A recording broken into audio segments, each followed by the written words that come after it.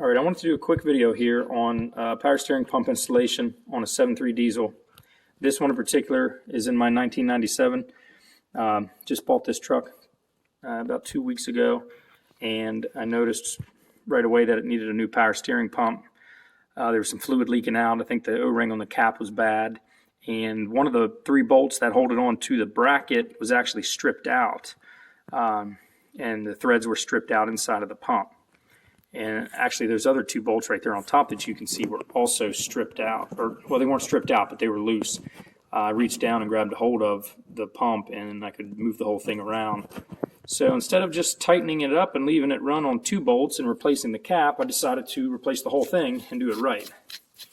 And I saw a couple videos on this on not Facebook, on YouTube, and I noticed in the comments there was a lot of people asking some questions that they had about pulling it out and putting it back in, and a lot of them were about putting the pulley back on. Well, the first thing you need to do is go to an auto parts store if you don't already have one. You need to get a pulley puller set and an installer. Okay, you can get these pretty much any auto parts store. They're going to have them. Some of them I think you can rent them out. If you leave a deposit, then you can get it back. This is super easy to use. If you've never used one, a little bit of common sense, you can figure this thing out. But first you got to get your serpentine belt off. Get that belt out of the way there, and then get a hold of your tools. You're going to need a couple wrenches. You can fit them all up to these tools and see what size you need. I can't remember offhand, but once you get that belt out of the way, you can get your pulley puller. You can put it down here on this pulley and pull this thing right off the pump. Then you can unbolt these 3 bolts that hold it on. There's one underneath, and you can pull the pump out of the backside. But before you do that, you got to loosen that pressure line right there, get that off of there, and then slide the clamp off the return line on the bottom and get that out of the way. Then you can get this whole thing out of the engine bay and off that bracket. But beware, you're going to have some fluid. You might want to get that out of the reservoir first. But the pulley puller is a very simple tool. All right, you're going to have this piece right here. You can see that threaded piece that comes through the bottom. Okay. You're going to have 2 sides to your clamp, and you're going to have one side that's smaller, one side that's bigger. So you need to look at your pulley, whatever you're pulling off, and figure out what size this centerpiece is. On this power steering pump, it's the smaller side. So you want that to be behind that groove on the front of the pulley. So what you'll do, simply take this, put that right inside that clamp, this part right here, and then do the same thing on the other side, and you'll see how this works. Okay, so that holds itself on there. And as you draw this bolt in, okay, that piece there is pushing out and pushing on the shaft, and this piece is pulling that pulley off the shaft as this bolt is ran up through the middle.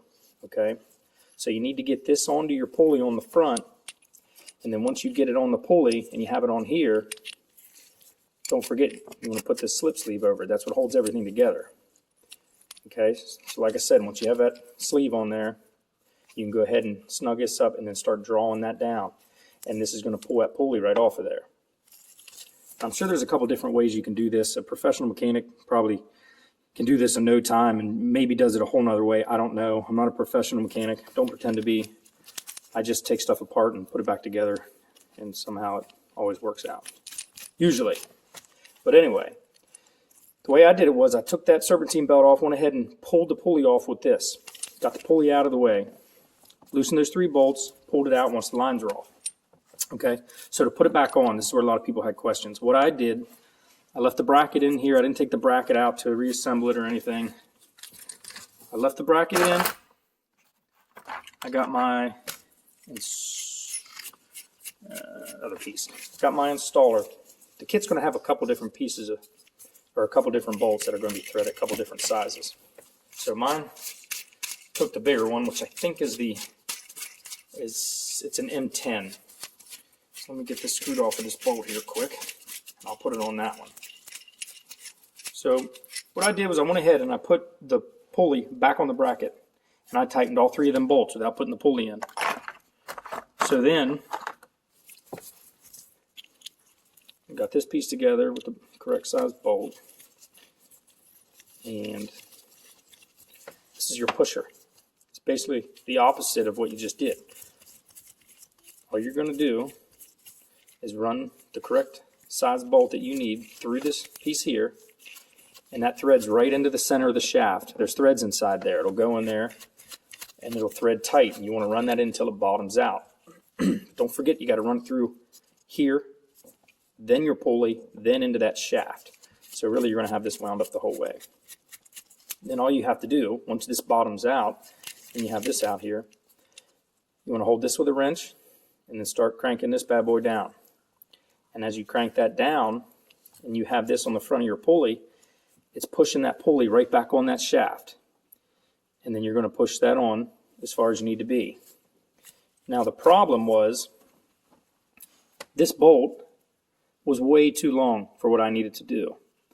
Once I tried to get that bolt in there, it wouldn't fit because this was too long and the fan shroud's in the way. So all I did, and it's really simple, was I cut this bolt using my grinder, and I used a tap and die set. And I already had the die ran up here. So I cut this off with my grinder and I ran that die down.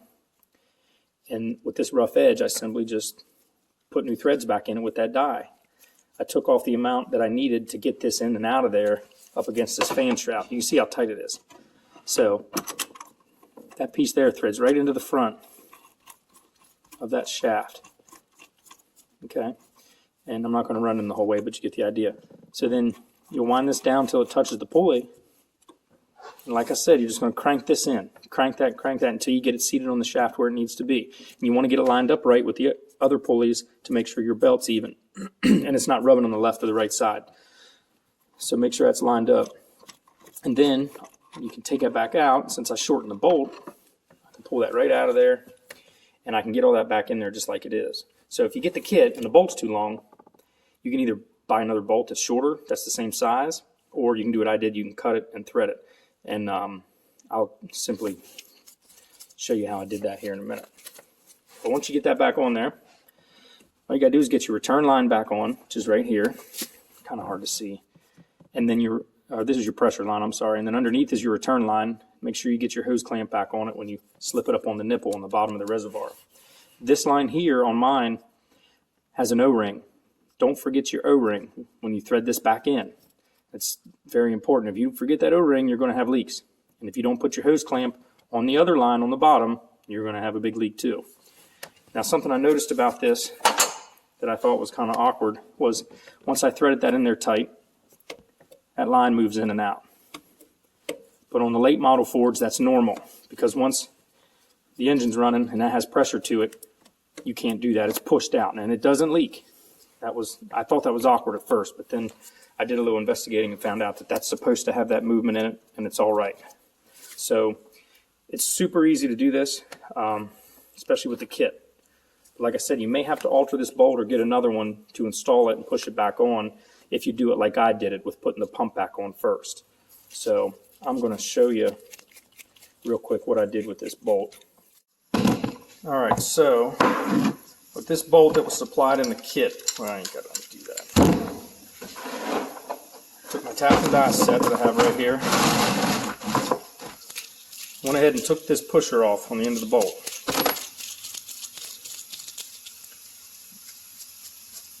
Alright, so then I had the M10. I went ahead and ran that M10 die up on the bolt. That way it was already on there. If you've never used one of these kits or done something like this before, it's really not that difficult. I don't know if one of these things comes with instructions or not. Maybe if you buy a kit and you've never done it, it'll tell you how to do this. But it's super easy. I mean, you'll be able to look at it and pretty much figure it out. But I ran the die on up the bolt. I went ahead and put the tool up on it too. I'm just doing a quick run through here, so I'm not going to go too crazy. But I already had that on there. So that way, I just took the amount that I needed to get this bolt out, of that shaft and out of the way of that fan shroud, and I just cut that off the end. I mean, I kind of did it by eye and took a wild guess, but it worked out. So I took my grinder, just sliced it off where I needed to slice it off, and then obviously from cutting it there was a really rough edge. So all you got to do, run your die back down the bolt, and once you get it down to the bottom, obviously your die puts nice threads back on the end, and then you have a perfectly threaded bolt on the bottom. Okay? Now you can make this a lot easier if you just go find the size bolt you need, but this is just how I did it, because I didn't feel like going out and trying to find another bolt.